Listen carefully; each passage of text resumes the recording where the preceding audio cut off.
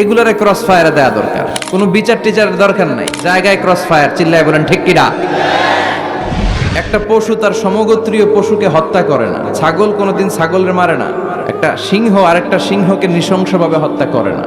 একটা বাঘ আরেকটা বাঘকে নৃশংসভাবে হত্যা করে না। কিন্তু একটা মানুষ আরেকটা মানুষকে নৃশংসভাবে হত্যা করে কি করে না?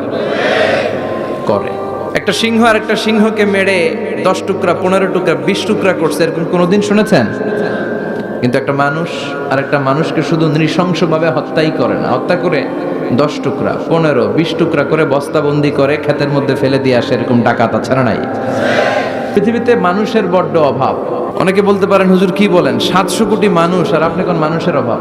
খালি চোখে আপনারা যা দেখেন এগুলো মানুষ না, এগুলো জনসংখ্যা। এজন্য বলা হয় বাড়ছে জনসংখ্যা কিন্তু কমছে মানুষ। মানুষের মতো মানুষ হওয়া খুব দরকার। কোরআন এসেছে আমাদেরকে মানুষের মতো মানুষ বানাতে।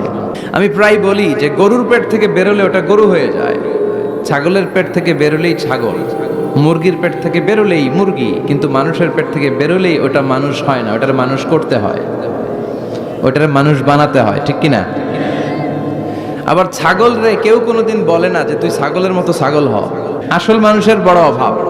তো এই কোরআনটা এসেছে আমাদেরকে আসল মানুষ বানাতে, মানুষের মতো মানুষ বানাতে। আপনি আপনার ছেলের এই বইটা পড়াই দিয়েন, দেখবেন মানুষের মতো মানুষ হয়ে গেছে।